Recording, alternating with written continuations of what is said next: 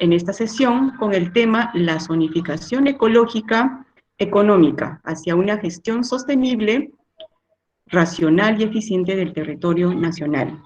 Antes de dar la bienvenida al ingeniero Jesús Flores, mencionarles sobre todo a nuestro expositor de la tarde, que en esta ocasión tenemos estudiantes de los últimos años de las escuelas de Derecho, de las escuelas de Ingeniería Civil, Arquitectura, Sistemas, Minas, entre otros que nos acompañan. Así que tenemos disciplinas interdisciplinarias que se conjugan en la gestión del territorio. Hecho este pequeño preámbulo, le doy la bienvenida, ingeniero Jesús Flores, para que pueda usted iniciar con su ponencia. Muchas gracias. Adelante. Muchas gracias, Sara, muchas gracias, Melissa. Y quiero empezar agradeciendo a la institución, a SBN, por preocuparse por estos temas tan importantes como el tema ambiental, ¿no es cierto?, el tema territorial, que son temas que los tocamos. En algún momento ustedes los van a tocar, en algún momento también a lo largo de su ejercicio profesional. Si estamos hablando de carreras de derecho, hay el derecho ambiental. Si estamos hablando de arquitectura, ustedes manejan el tema territorial. Si estamos hablando de esto del civil, evidentemente tienen esto que ver con el territorio.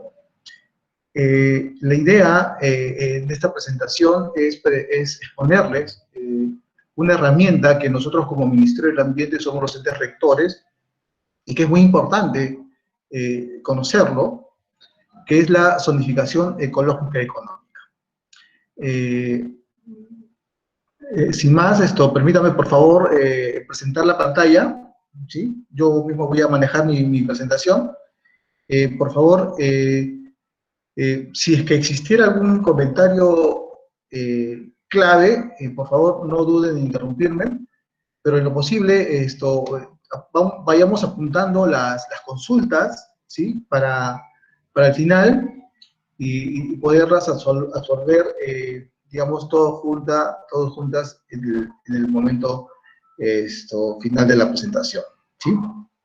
Entonces, permítanme por favor compartir la pantalla.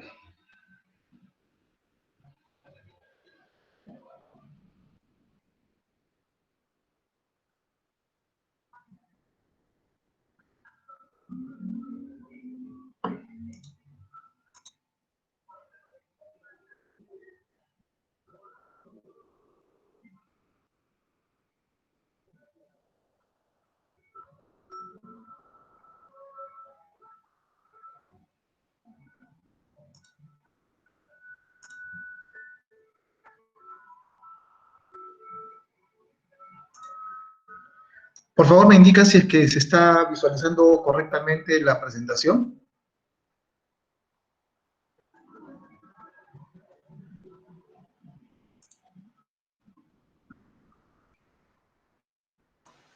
Ahora sí, ya se puede ver. Ahora sí. Ok, muchas gracias. Listo.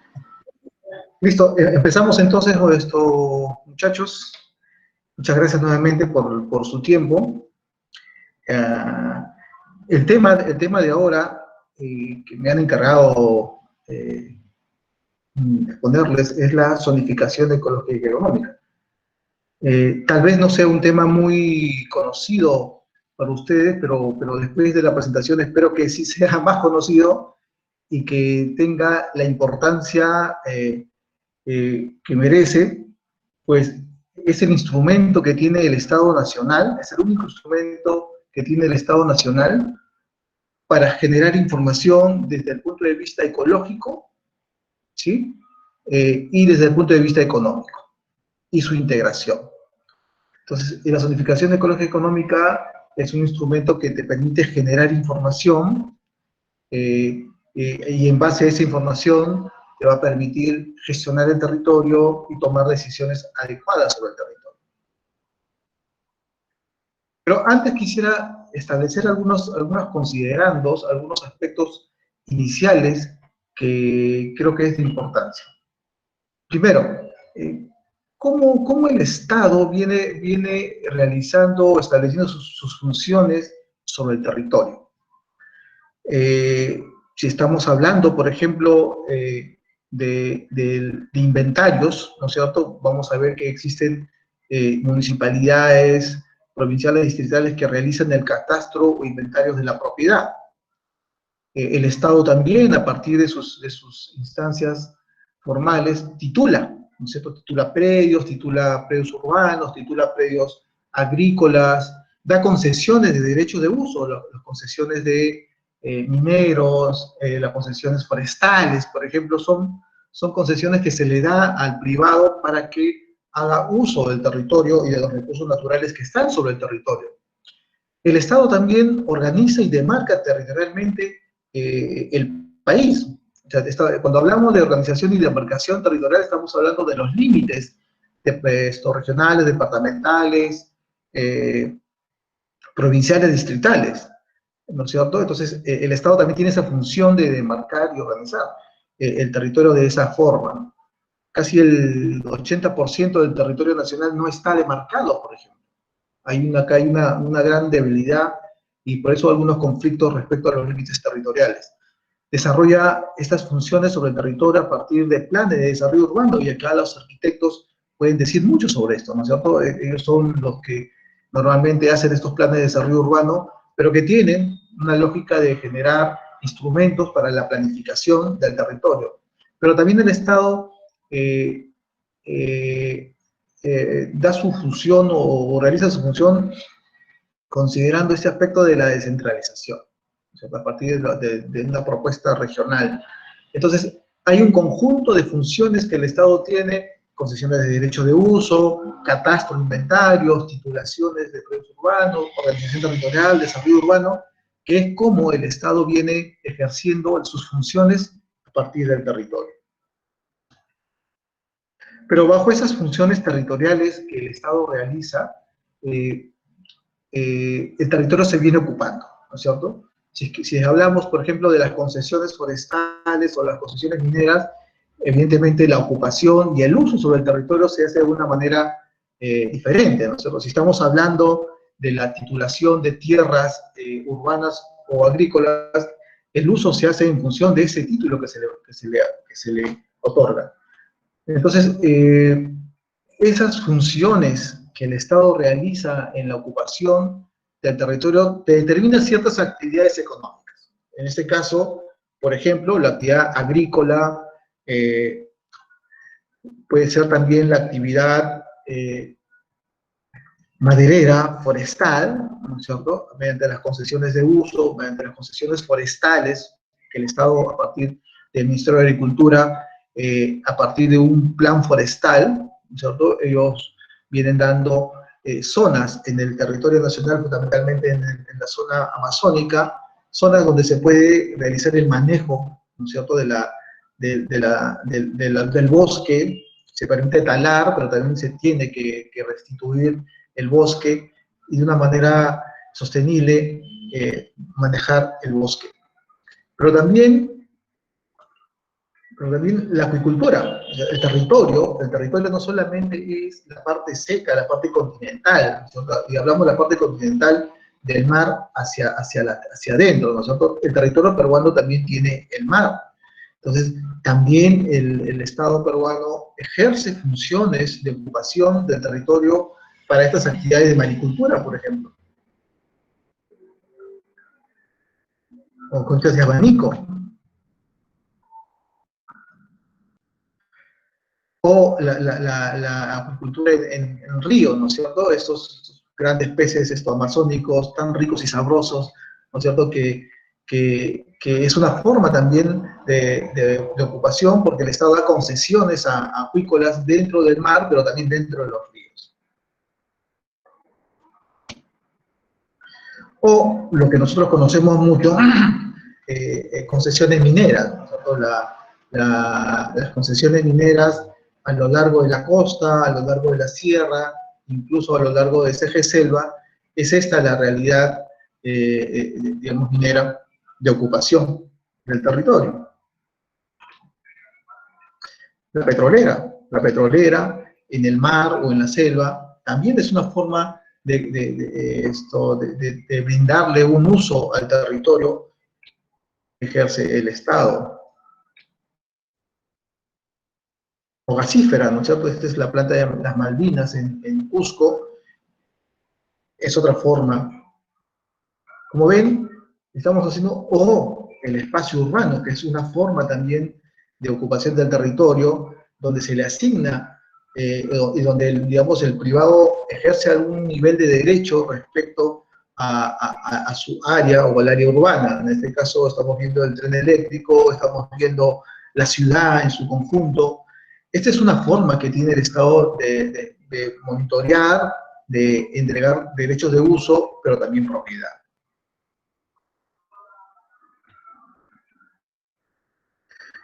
Entonces, estos procesos de ocupación, como ya hemos visto, ¿no es cierto? Ocupación agrícola, ocupación minera, ocupación forestal, acuícola, urbana, ¿qué más?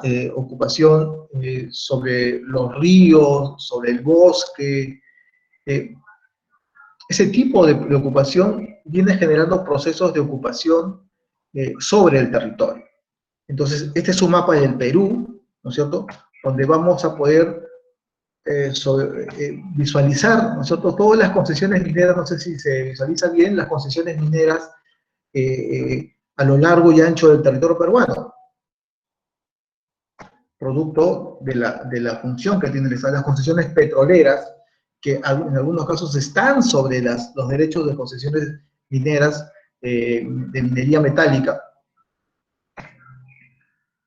los derechos forestales, ¿sí?, que también, si ustedes ven la intercepción entre las concesiones petroleras y las concesiones forestales, hay una superposición clarísima. O las concesiones acuícolas, sobre los ríos, sobre el mar, sobre las lagunas. En el caso del lago Titicaca o de la laguna de Junín, o en todas las lagunas donde existan alguna concesión acuícola, se desarrolla esta actividad. O actividades de conservación, como las áreas naturales protegidas, ¿sí?, que también se superponen sobre los otros derechos u otros usos.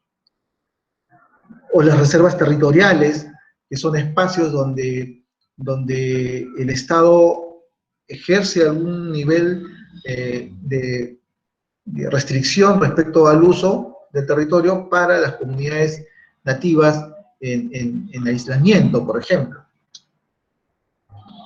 Derechos de uso o de servicios, como las centrales eléctricas, que también tienen ciertos derechos para el funcionamiento, los predios rurales y servidumbres, en los centros poblados, infraestructura vial y servicios, es decir, un conjunto de actividades productivas, actividades de conservación o derechos de uso y servicios que se superponen. Entonces, estos procesos de ocupación del territorio tienen una lógica diferente, si lo podemos comprender, ¿no es cierto? La intervención, por ejemplo, minera sobre un ámbito territorial, la lógica de extracción del recurso es diferente a una lógica de extracción o manejo forestal o manejo acuícola, ¿no es cierto? Su visión es diferente. Pero estos procesos de ocupación, ¿qué cosas están generando?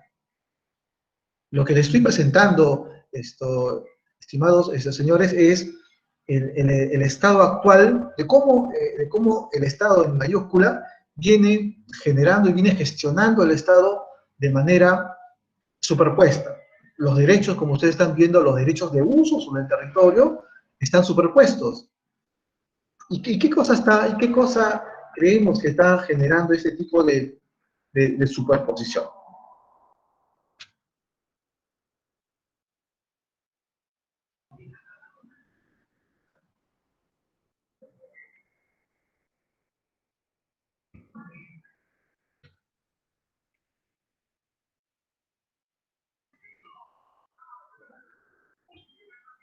Entonces, ¿cómo se ocupa el territorio actualmente? Se ocupa el territorio bajo una lógica de sacarle el máximo provecho, no solamente al territorio, sino a los recursos naturales, a los ecosistemas y a los servicios ecosistémicos que te dan los ecosistemas. O sea, los ecosistemas, el bosque, por ejemplo, es un ecosistema, el sistema hidrológico es un ecosistema, son ecosistemas que te brindan servicios. El bosque te brinda el servicio ecosistémico de, por ejemplo, la madera, ¿no es cierto? El sistema hidrológico te brinda el servicio ecosistémico del agua, ¿no es cierto?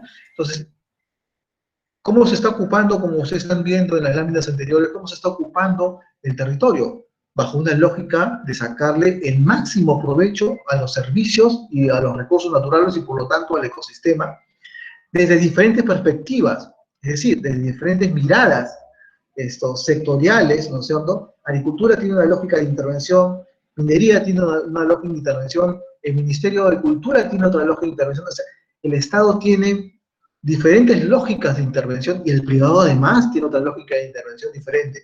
Entonces, esas lógicas, esas perspectivas diferenciadas sobre un mismo territorio, como ya hemos estado viendo, viene ocasionando lo que nosotros llamamos los impactos negativos en los ecosistemas, afectando no solamente el ecosistema, sino la base productiva del país.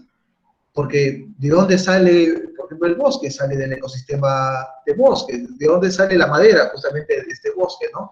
¿De dónde sale los productos agrícolas? Sale de los ecosistemas del suelo, de estos ecosistemas agropecuarios.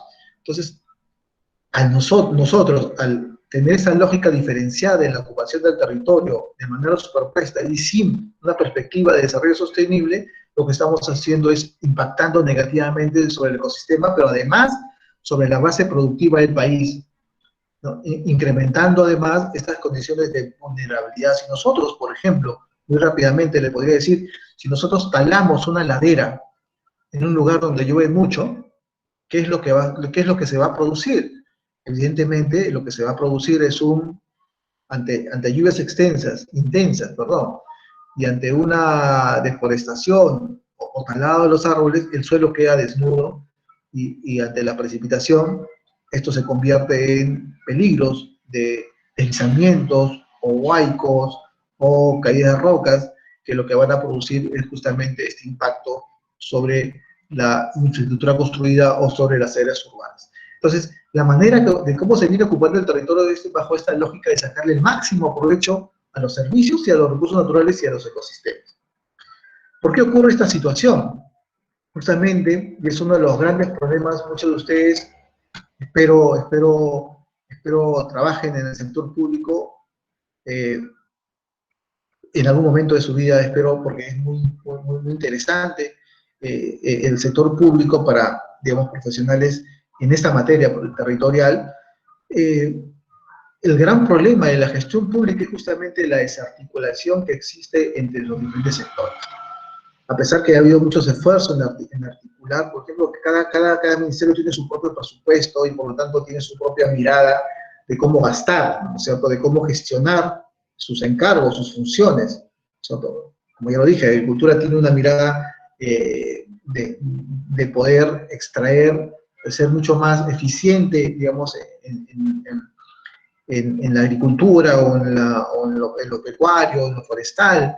La minería busca, a partir de las inversiones privadas, extraer la mayor cantidad de recursos mineros metálicos o no metálicos, ¿no es cierto?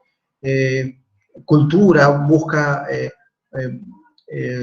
mantener, digamos, este valor histórico-cultural que tiene nuestro país bajo su lógica, bajo sus presupuestos, ¿no es cierto? Pero nunca ha habido, por ejemplo, una articulación de presupuestos, por ejemplo. Entonces, esta lógica de desarticulación entre las políticas nacionales, y si a eso le sumamos justamente la lógica sectorial de los ministerios, y bajamos un poco más y vemos la lógica de los gobiernos regionales, cómo actúan los gobiernos regionales sobre el territorio, y bajamos un poquito más y vemos cómo gestionan los gobiernos distritales y provinciales su territorio, vamos a ver que existe justamente el gran problema de la gestión pública del Estado, en este caso peruano, es la desarticulación de las políticas nacionales, regionales y locales, que no contemplan justamente esta mirada territorial, como hemos visto anteriormente. esta superposición de derechos territoriales tiene que ver justamente con esta desarticulación de las políticas nacionales, regionales y locales, que no tienen una mirada territorial.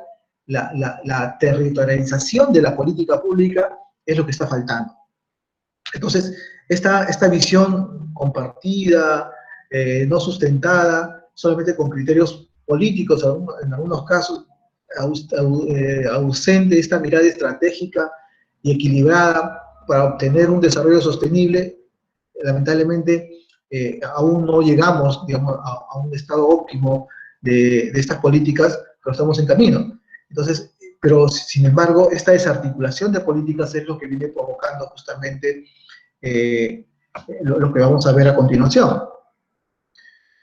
¿Qué consecuencias viene generando esta situación? Como ya hemos visto, la superposición de los derechos de uso, como lo hemos visto en los mapas, como de fuente oficial, por si acaso. Hemos visto la ausencia de una política o de políticas con una mirada territorial que vayan hacia una territorialización de la política pública que viene generando esta situación.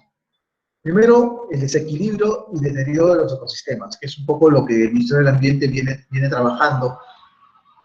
Y esto se expresa básicamente en escenarios como este, ¿no es cierto? Ustedes tal vez lo reconozcan, pero este hueco debe tener unos 30 metros de altura.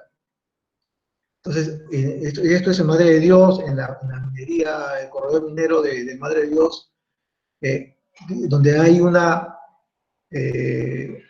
extracción, digamos, ilegal, en algunos casos legal incluso, ilegal, delincuencial, de deterioro del bosque, ¿cierto?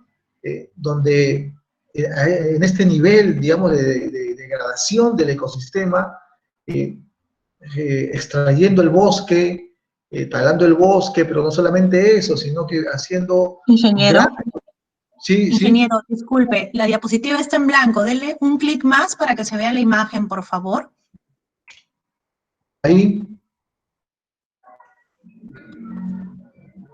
Al parecer solamente muestra el título y el subtítulo que dice desequilibrio y deterioro de los ecosistemas. La imagen, ya, recién se ve una segunda imagen. Ya, ahora sí. Adelante, ingeniero, disculpe. Ya, entonces esta fotografía expresa claramente una situación que estábamos hablando, ¿no es cierto?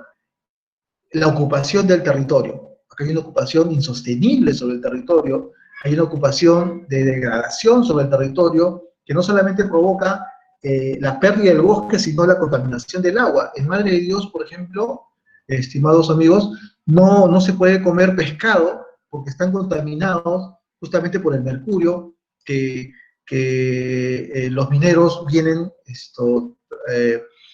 virtiendo, ¿no es cierto?, para la separación del oro del resto. Entonces, esta situación es actual, es lo que estamos viviendo, ¿no?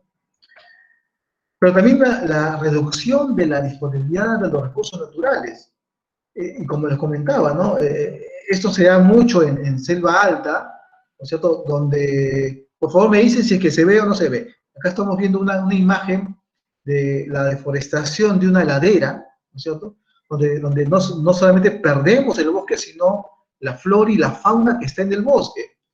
Y estamos generando un conjunto de peligros, porque ante una lluvia intensa, como vemos, como siempre ocurre en la selva alta, este escenario se convierte en un escenario de alta vulnerabilidad y alto riesgo. Pero también esta situación viene generando el desarrollo desigual y la falta de competitividad, ¿no? La agricultura pequeña, ¿no es cierto?, la agricultura familiar. Yo en estos momentos yo vivo en Lima, pero en estos momentos estoy por este tema de la pandemia, estoy en un pueblito llamado Chiquián, a un par de horas de Huaraz, por ejemplo, donde es mi señora, y acá estamos viendo de manera cercana de cómo, por ejemplo, la agricultura que se está practicando en este lugar es una agricultura con tecnologías medievales, ¿no es cierto? Esas herramientas que ustedes ven allí son herramientas de hace 200 años o 300 años. Entonces, esta situación, ¿no es cierto?, de estas condiciones que nuevamente les digo, lo que provoca es este tipo de actividades económicas totalmente, digamos, no sostenibles, pero lo sostenible no significa que niegue, digamos, la generación de riqueza. Lo sostenible también considera la generación de riqueza en términos de cuidado del ecosistema. Entonces, la sostenibilidad tiene son tres aspectos, ¿no es cierto? Lo económico, lo social y lo ambiental. En este caso estamos viendo que lo económico y lo social no está siendo coherente con el cuidado del ecosistema. Entonces, exclusión, marginalidad y condiciones de pobreza. La ocupación de lugares inadecuados, totalmente insostenibles para poder brindarles migración en condiciones desfavorables, lo que yo llamo la migración de la pobreza, ¿no es cierto? La pobreza del área agrícola se traslada, ¿no es cierto?, incluso en peores condiciones hacia lugares urbanos donde digamos, tenemos que vivir sin el recurso agua, sin luz, ¿no es cierto?, y sin las condiciones adecuadas para una vida, por lo menos, con una calidad de vida mínima. Tremendo de las condiciones de la vulnerabilidad, y esto lo vemos mucho, ¿no es cierto?, hay lugares donde se puede vivir, se puede desarrollar un desarrollo urbano, ahí los arquitectos tienen, digamos, una mirada mucho mejor, pero hay lugares donde la vocación urbana no es, y por lo tanto no se debería ocupar. Estamos de acuerdo en que tal vez la pobreza, las necesidades nos obligan a ocupar lugares, pero es justamente, tiene que ocuparse en lugares donde por lo menos tengan cierto mínimo, nivel mínimo de poder abastecerse de los servicios básicos, ¿no es cierto? Y yo llamo acá, por ejemplo, aparte de estas necesidades que tal vez nunca lleguen, ¿cierto?, se va a generar condiciones de vulnerabilidad, porque estos lugares, digamos, son lugares inestables, y lo que está haciendo el Estado, o sea, a partir de la municipalidad provincial, es justamente formalizar la vulnerabilidad de alguna forma, ¿no? Al construir estas escaleras, el mensaje que le estamos dando es: ocupen nomás, porque el Estado le va a poner la escalera, le va a poner el agua. Entonces, el Estado está formalizando la vulnerabilidad, y en algún momento, cuando exista un terremoto que ya está pronosticado para Lima, o sea, un gran terremoto de grado 8 o 9, esto realmente va a ser una catástrofe. Estamos hablando justamente de la carencia de una visión compartida de desarrollo. Entonces, para algunos el desarrollo, para nosotros que somos tal vez urbanos, el desarrollo tiene que ver con vivir en Lima o vivir en un departamento como este, o el desarrollo puede ser la modernidad, ¿no es cierto?, la población, o el desarrollo para muchas personas puede ser simplemente vivir y ocupar un terreno, ¿no es cierto?, y ocupar de esa forma, y tener finalmente una ocupación en condiciones, o para otros la construcción de nuevas viviendas, o para otros puede ser justamente solamente el modelo, la visión de desarrollo que puede tener la extracción, y diría esto es en Puno, de esta forma, ¿no?, en condiciones absolutamente sobre los 4.500 metros de altura. Ustedes al fondo pueden ver un nevado, y la gente trabaja de esa forma absolutamente insostenible. Entonces, los invito a un poco a reflexionar, y ustedes mismos hagan esa reflexión. ¿Cuál es el resultado de estos procesos, de estas consecuencias, de lo que hemos visto anteriormente, de estos procesos que se vienen dando actualmente en el país? Esto no es que se ha dado hace 20 años. Actualmente estamos viviendo estos procesos de desequilibrio de los ecosistemas, de la reducción de la disponibilidad de recursos naturales, de la falta desigual y competitividad, de la exclusión, marginalidad y condiciones de pobreza, de la migración desfavorable, del incremento de la vulnerabilidad, y finalmente de una visión no compartida de desarrollo. Entonces, ¿qué cosa está generando estos procesos de desarrollo desequilibrados y excluyentes que se desencadenan, digamos, en percepciones e intereses contrapuestos, muchas veces, ¿no es cierto? Muchas veces hablamos de la minería o de lo agrícola, ¿no es cierto? O el bosque o el petróleo, ¿no es cierto? O la conservación del mar o la extracción de petróleo en el mar, como estamos viendo muchas veces. Entonces, esa mirada contrapuesta o intereses contrapuestos es lo que viene provocando estas condiciones. Pero finalmente, ¿qué genera estos procesos desequilibrados, excluyentes? Genera los conflictos. Entonces, estos conflictos sobre la ocupación del territorio, hace mucho tiempo un sociólogo, Matos Mar, hablaba tiene un libro muy famoso, Desborde del Estado, ¿no es cierto? El desborde popular del Estado, y que en esos tiempos, en los años 40, tenía que ver con la ocupación de la urbe, ¿no? En este caso yo hablaría de un desborde popular del Estado, de un desborde popular por la ocupación y el aprovechamiento de los recursos naturales. Ya existe en lugares como Puno, como Abancay y Apurímac, personas que se van, que se alejan de los lugares donde hace 10 años podían sembrar, podían pastear su ganado, porque ya no existe, ya no hay nevados, ya no hay agua, ya no hay pasto, y se van alejando, ¿no es cierto? Y van migrando a ciertos lugares donde ya probablemente puedan encontrar algún recurso natural para sobrevivir. Eso ya está pasando en el país. Entonces, estos intereses contrapuestos, esta falta de una mirada, una visión territorial, lo que viene generando es justamente estos conflictos por el uso del territorio. Pero ¿qué hacemos? Digamos, esta es la mirada, ¿no? Esta es la mirada, el estado de la situación, pero también tenemos potencialidades, ¿no? El hecho de que exista la minería, evidentemente es una potencialidad, ¿no es cierto? Somos un país minero, pero también somos un país agrícola, también somos un país pesquero, somos un país forestal, somos un país cultural, multiétnico, o sea, tenemos varias potencialidades como esta expresión de la superposición digamos, de las actividades económicas también te expresan la expresión de potencialidades. No por algo, no por nada se ocupa el territorio para un aprovechamiento. Tenemos potencialidades mineras, agrícolas, pecuarias, forestales, etcétera, etcétera. Entonces, también veamos esta imagen como una potencialidad que es necesario aprovechar, pero de una manera sostenible, buscando justamente la compatibilización, ¿no es cierto?, armónica de los usos que se dan en el territorio, ¿sí? Si este lugar tiene una potencialidad, si el lugar X tiene una potencialidad para la minería, aprovechemos la minería, pero con condiciones sostenibles, ¿no es cierto? No en condiciones insostenibles que no generan desarrollo. Si este lugar es para la agricultura, explotemos la agricultura con innovación agrícola, ¿no es cierto? No una agricultura del medioevo, sino una agricultura moderna que te permita utilizar y mecanizar la agricultura en algunos lugares donde se puede hacer.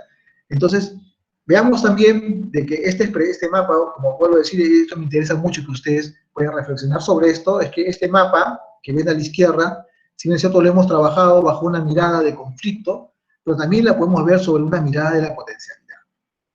Tenemos esa gran potencialidad marina, agroindustrial en la zona, en la franja costera, en la zona forestal, agrícola en la región andina, minera también en la región andina, y tenemos todo un conjunto de ecosistemas forestales, acuícolas, etcétera, etcétera, de conservación de áreas naturales protegidas en la zona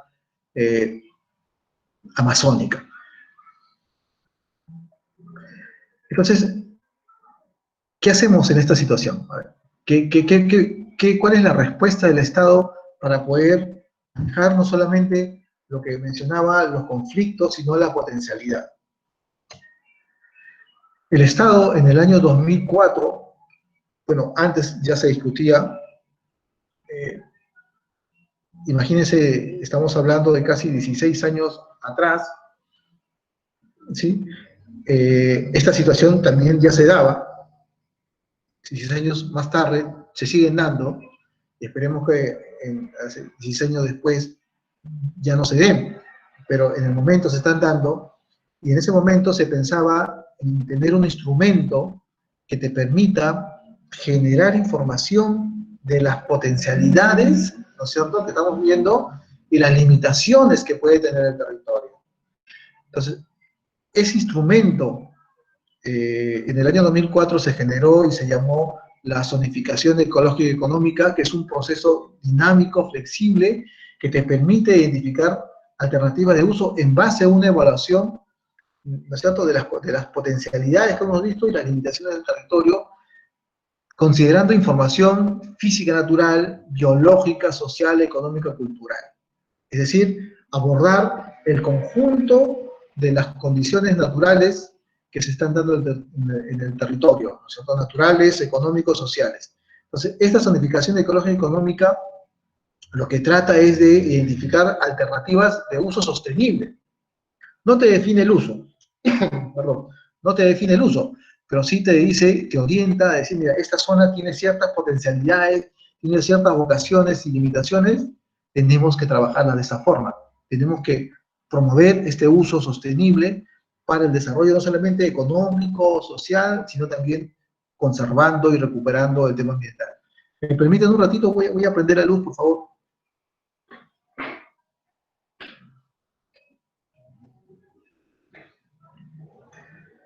¿Sí? Entonces,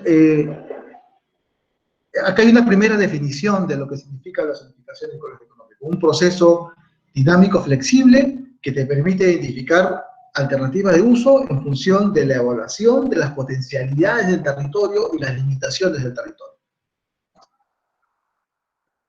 Y aquí entramos un poquito a aspectos más duros, que son, digamos, las etapas de la zonificación ecológica económica. Esto lo voy a pasar muy rápido.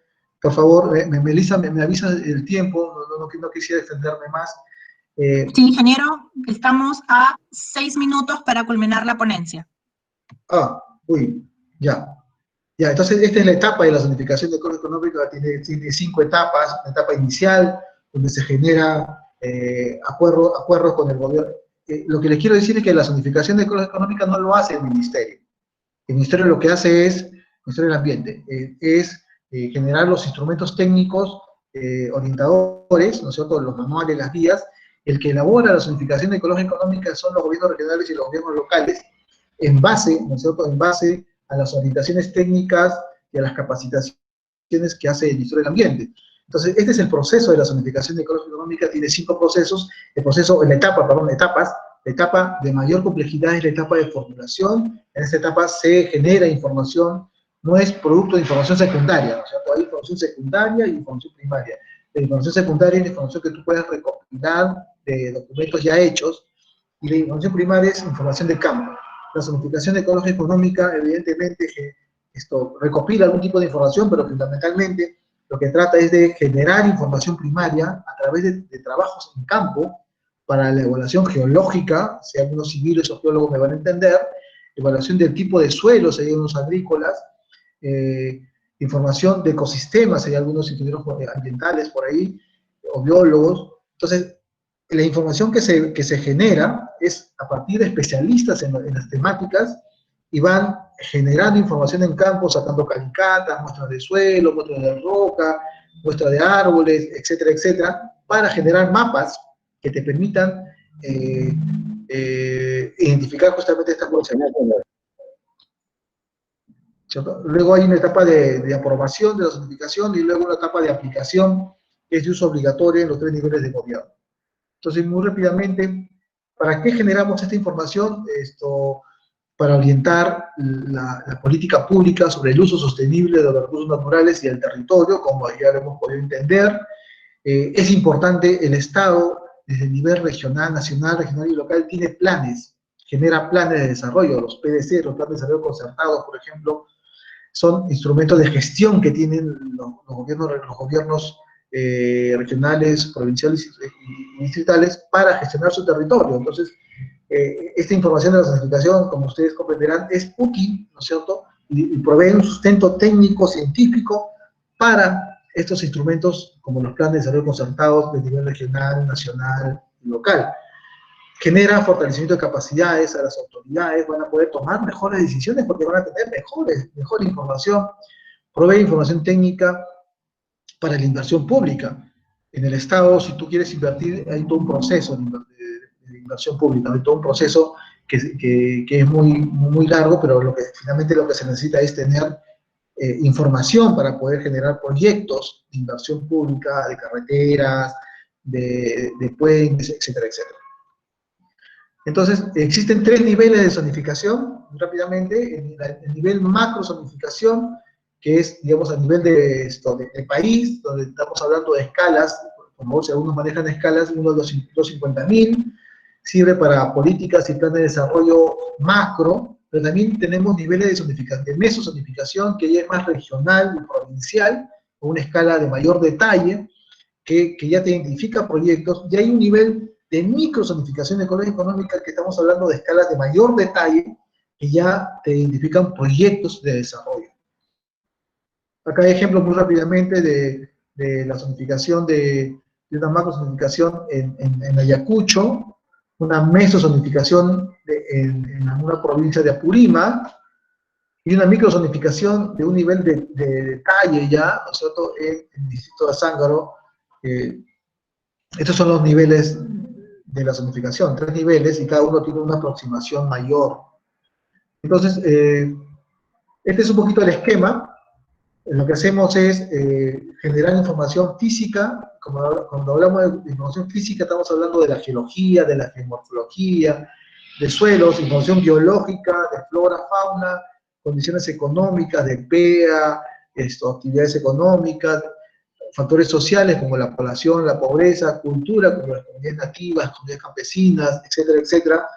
En función de todo esto, de todo este conjunto de dimensiones de información, generamos unidades ecológicas económicas para después, en función de algunos criterios de evaluación, productivo, biológico, histórico-cultural, vulnerabilidad, riesgo, conflicto, definimos las potencialidades del territorio. Lo estoy esquematizando, pero lo que quiero que entiendan es que la metodología de la formulación de la zonificación económica abarca el conjunto de dimensiones de información que se pueden dar en el territorio. Lo físico, lo biológico, lo económico, lo social y lo cultural. Entonces, acá hay un esquema mucho más detallado, acá lo entienden mejor. Estudios del medio físico, estamos hablando de geología, clima, fisiografía, geomorfología, suelos, el medio biológico, vegetación, fauna, estudios forestales, otros, estudios temáticos del medio socioeconómico, uso actual del territorio, derechos de uso, frentes culturales, etcétera, etcétera. Estos 3 grandes niveles de información se expresan en cartografía, en mapas, y esos mapas en algún momento se superponen, ¿sí?, y encontramos las unidades ecológicas económicas para encontrar espacios en el territorio que tengan un valor productivo, ¿no es cierto?, para el desarrollo de actividades productivas de recursos renovables y no renovables, zonas en el territorio con un valor bioecológico, zonas en el territorio con un valor histórico-cultural, y acá estamos hablando de la riqueza patrimonial, material e inmaterial, zonas de alto riesgo, acá vienen las limitaciones, zonas con riesgo y vulnerabilidades muy altos a inundaciones, deslizamientos, huaicos, etcétera, etcétera. Conflictos de uso, donde el uso que se está dando actualmente no es el más adecuado por la vocación que pueda tener el territorio, o áreas con aptitud urbana industrial para la ocupación y expansión urbana. Entonces, encontramos zonas productivas, zonas de conservación ecológica, para las ANPs, para las áreas naturales protegidas, zonas de tratamiento especial, como los restos arqueológicos, centros culturales, zonas para la recuperación, ¿no es cierto? Hay áreas degradadas, ¿no es cierto?, que es necesario recuperarlas o rehabilitarlas, y zonas de convocación urbana e industrial. Finalmente, ¿cómo contribuye la zonificación ecológica económica a la gestión regional y local? Como ya hemos visto, genera información necesaria para la inversión pública y privada. Si tú quieres invertir en el Estado, tienes que tener información para poder sustentar tu proyecto. Entonces, la zonificación te da información para que tú puedas generar, identificar un proyecto y sustentar el proyecto de inversión pública. Permite dar viabilidad política y técnica financiera a proyectos de inversión. En el Estado hay instituciones o entes que te financian proyectos, pero estos te piden, para financiarte un proyecto como Foncomún, Foniprel, etcétera, etcétera, sustento técnico, y la notificación te da ese sustento técnico. Evita la ocupación en zonas de alto riesgo. Como hemos visto, si estamos identificando zonas de alto riesgo, evidentemente el alcalde o el gobernador regional con esta información no va a promover ocupación en zonas de alto riesgo, tiene que promover ocupación en zonas seguras, ¿no es cierto? O reubicar las zonas las poblaciones que están en zonas de alto riesgo. Identifica ventajas comparativas en el territorio. Si tenemos las zonas agrícolas en potencial productivo, vamos a saber cuál es el valor, ¿no es cierto?, en términos de productividad que pueda tener un área agrícola, un área minera o un área forestal. Fundamentalmente, además, orienta la toma de decisiones. Evidentemente, si tú tienes todo ese conjunto de información en el territorio, vas a saber dónde, o sea, cómo y dónde invertir mejor, cómo y dónde tomar decisiones. Y acá esta es una información valiosísima para el alcalde o para el gobernador regional o por cualquier persona o agente público que quiera tomar o tenga la posibilidad de tomar algún nivel de decisión. Facilita, evidentemente, la formulación de políticas, planes, programas y proyectos de desarrollo local. Entonces, bueno, esto ya lo hemos visto. Como se mencionaba, una vez aprobada la certificación se convierte en un instrumento técnico orientador de uso sostenible del territorio. La idea es orientar a la mejor toma de decisiones sobre los mejores usos en el territorio. Entonces, la idea central es esta, ¿no es cierto? La ZE genera información estratégica para establecer los usos sostenibles del territorio, para abordar estos problemas que hemos visto anteriormente, desequilibrio territorial, impactos sobre los ecosistemas, despilfarro de los recursos naturales, superposición y desorden de usos, etcétera, etcétera, hacia, ¿no es cierto?, un análisis de ocupación ordenada y sostenible del territorio, equilibrio territorial, mitigación de impactos, manejo sostenible de los recursos naturales, gestión de riesgos, etcétera, etcétera, como ustedes lo están viendo ahí. Entonces, la idea es pasar de un escenario de insostenibilidad en toda la dimensión de lo que significa económico, social y ambiental, a un escenario más sostenible, ¿no es cierto?, a partir justamente de lo que hablábamos, ¿no es cierto?, la espacialización de la política pública. Entonces, finalmente hay procesos ya avanzados. Si ustedes por ahí quieren hacer alguna tesis o tener información sobre estos aspectos, ya hay en los departamentos que ustedes ven de color azul, son los departamentos que ya tienen esta información, la zonificación económica culminada en Piura, en Lambayeque, Cajamarca, Amazonas, San Martín, Ucayali, parte de Huánuco, Junín, Huancavelica, Ayacucho, Cusco, Madre de Dios, Puno, Moquegua y Tacna. Ya tienen zonificación ecológica y económica, algunas provincias también, a unos niveles de mayor detalle. Entonces, tenemos información ya de casi todo el país con este nivel de información.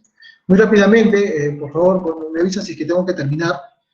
Pero sí me gustaría que ustedes vean este ejemplo rápido de la importancia de generar información cartográfica y de la zonificación, en un ejemplo muy sencillo, ¿no? Si ustedes tuvieran la posibilidad de invertir como gestores públicos, por ejemplo, y decir, ya, hay un actor privado que quiere invertir en el cultivo de papa en mi territorio. ¿Cómo yo sé dónde puedo decirle a este inversor privado, invierta acá? Y acá les expongo los requisitos de localización de la papa. Por algún piso altitudinal, ¿no es cierto? Por piso altitudinal la papa no crece, digamos, o puede crecer, pero no tiene las dimensiones necesarias en la parte en 0 metros, ¿no es cierto? Tiene un piso altitudinal, una altitud característica donde la papa tiene sus mejores condiciones. Tiene condiciones climáticas de temperatura o precipitación.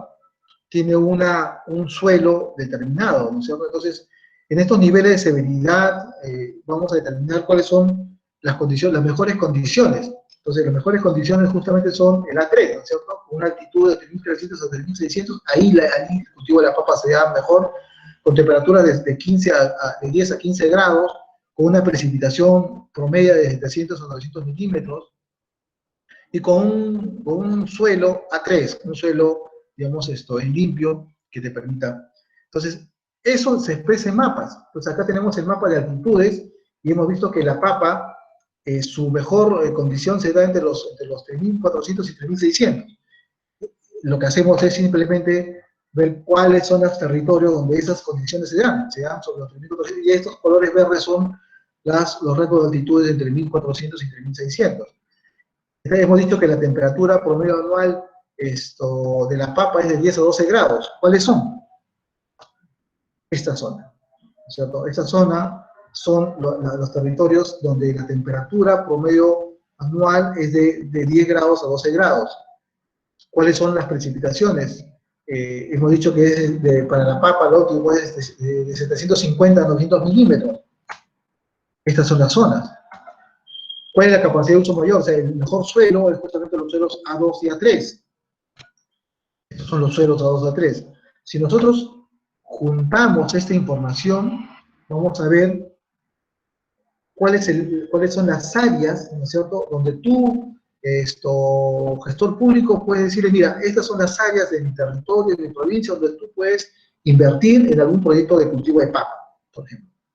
Entonces, esta información, evidentemente, es una información valiosísima, y acá lo que estamos haciendo es justamente territorializar la política pública en función de información. Entonces, esto para un alcalde, para un tomador de decisión, para un gestor económico, productivo, le es muy útil, evidentemente, ¿no es cierto? Y acá podemos ver para la cebada, no lo voy a presentar, esta diapositiva se lo voy a mandar, pero lo que quería finalmente, por favor me avisan del tiempo, finalmente es esta última parte. Esta última parte. Ya con esto cerramos, ingeniero. Ya, ok, cerramos entonces. Sí, ya tenemos a nuestro siguiente ponente a la espera también. Ok, perfecto, entonces, ya. Entonces, lo que finalmente quisiera decirles es que con esta diapositiva, estimados amigos, es que es necesario tener, ¿no es cierto?, una mirada integral del territorio. Solamente vamos a poder gestionar adecuadamente el territorio. Si esta es una cuenca, esta es la cuenca del río Lurín, ¿no es cierto?, solamente teniendo una mirada de todo el territorio, a partir de los pisos altitudinales, nosotros vamos a poder tener una lectura correcta de los procesos naturales, sociales y económicos que se dan, y culturales incluso, que se dan en el territorio, y tal vez ese sea el gran mensaje. No podemos tomar decisiones sobre el territorio si es que no tenemos información, y la zonificación ecológica y económica, como ustedes han visto, te da la información necesaria para que podamos tomar mejores decisiones. Eso muy rápidamente, dice que yo tendré algo más de tiempo para explicarles lo adicional, pero tal vez en las preguntas o estoy dejando mi correo para que cualquier consulta adicional me la puedan hacer llegar. Muchas gracias. Excelente. Muchas gracias, ingeniero Flores. Sí, efectivamente tenemos dos consultas que los alumnos nos han hecho llegar a través del chat y vamos a atenderlas brevemente. La primera pregunta llega a cargo de la participante, Noelia Buendía, y Noelia nos indica qué acciones o medidas se deberían tomar para que las municipalidades no formalicen a los poseedores informales, ya que sabemos que con esta acción se generan más costos, como por ejemplo para la instalación de los servicios públicos, y también el riesgo si son en áreas peligrosas, no habitables en muchas ocasiones.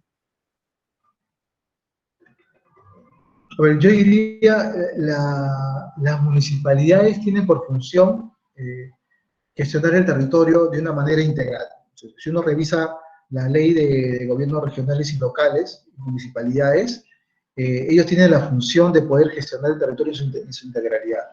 ¿Qué hacer para que las personas, digamos, no ocupen lugares inadecuados? Es justamente aplicar los instrumentos que tienen.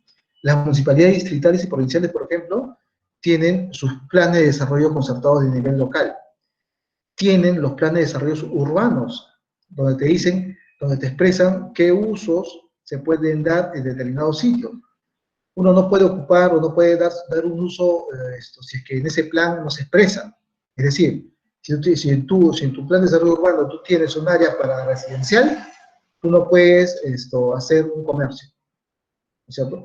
Y el papel de la municipalidad es justamente monitorear y fiscalizar justamente que ese uso que se dé sea el que esté expresado en el instrumento.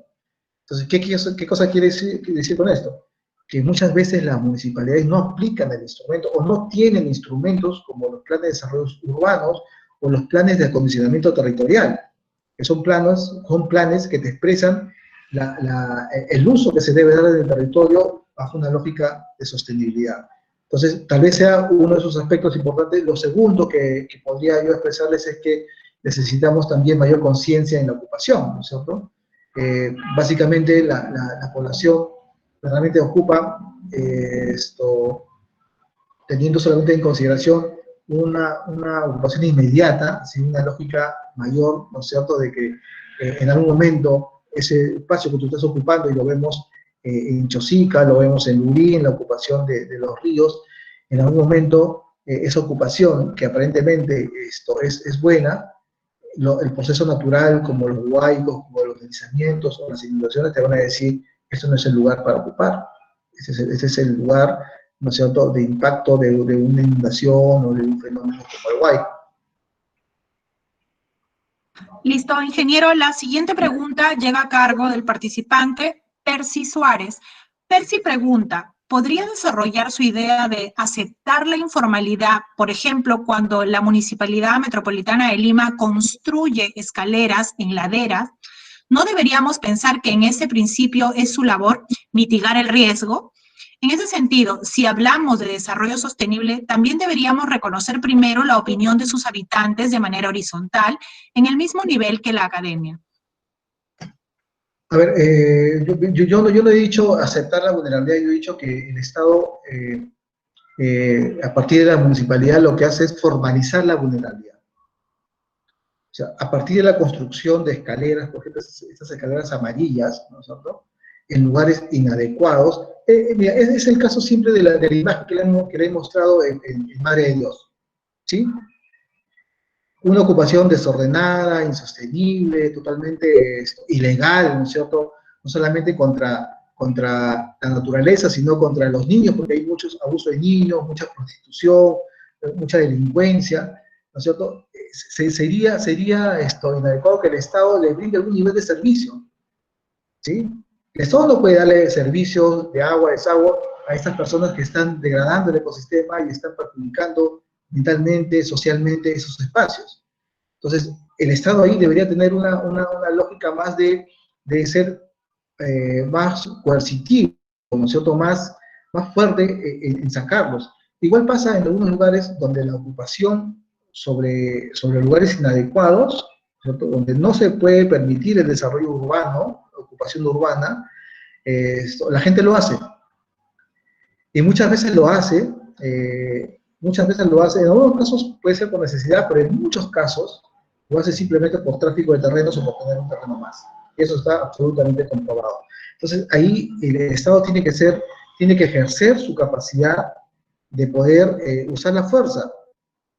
Como ya lo hemos visto, ¿no es cierto? El Estado tiene, el único ente capaz de utilizar la fuerza es el Estado, ¿sí? Entonces, en esos casos, por bien público, es necesario utilizar la fuerza para protegerlos finalmente, ¿no es cierto? Yo les voy a contar una anécdota muy rápidamente. No sé si ustedes conocen Belén, en Iquitos. Hubo un proyecto de vivienda para reubicarlos. De Belén, sacarlos a un lugar seguro. En Belén, todos los años, cuando crece el río Amazonas, ¿no es cierto?, estos se inundan, ¿sí? Y ustedes ven el desagüe, el excremento, está alrededor de las aguas que están ahí junto con las casas. Hubo un proyecto donde Vivienda decía, ya, saquemos a toda la gente de Belén y pongámosla en un sitio más sostenible. En algunos casos la gente fue, a los 6 meses la gente vendió esos lugares y se regresó a Belén. Entonces, digamos, no es un tema simple, digamos, la reubicación y decirle no, pues acá no es un tema simple, nosotros, si fuera simple hace rato estuviese solucionado, es un tema mucho más complejo, mucho más estructural, que tiene que ver con la necesidad, con la pobreza, pero también con aspectos negativos como la delincuencia, y muchos otros aspectos que nosotros ya sabemos. Listo, muchas gracias, ingeniero. Agradecemos la participación del ingeniero Jesús Flores, representante del Ministerio del Ambiente en esta noche, con los temas adecuados conforme a la programación que se indica en nuestra aula virtual. Ingeniero, muchas gracias por su participación. Quedaron algunas consultas pendientes. El ingeniero nos está brindando su correo electrónico para que nosotros podamos enviarle nuestras preguntas y él pueda atenderlos. Muchísimas gracias y continuamos con la sesión del día de hoy. Ya tenemos a nuestro expositor siguiente, que ya se encuentra conectado. Para ello vamos a invitar al director de normas y registro de la SBN, quien va a presentar a nuestro siguiente expositor.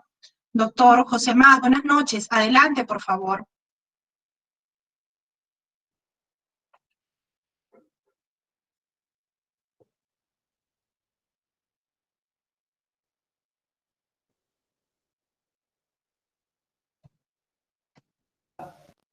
Sí, buenas noches.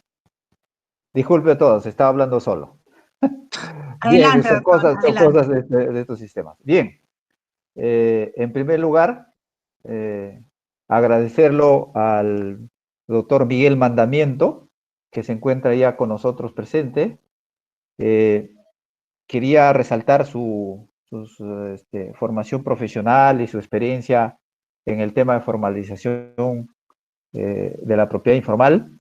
Él es abogado, especialista en Derecho Público y Privado, con estudios concluidos en doctorado en Derecho en la misma Universidad Mayor de San Marcos, máster universitario internacional en Catastro Multipropósito, expedido por la Universidad de Jaén de España, funcionario de COFOPRI de la alta dirección, con vasta experiencia en formalización de la propiedad informal. Sin más preámbulo, les dejo con ustedes a Miguel. Es un gran profesional en temas de propiedad estatal, haciéndolo un símil con el tema de la medicina, que ahora estamos muy con este tema presente. Yo diría que él es un profesional como en la medicina, el que hace cirugía y aporta las soluciones en el tema de la propiedad informal. Agradezco a Miguel por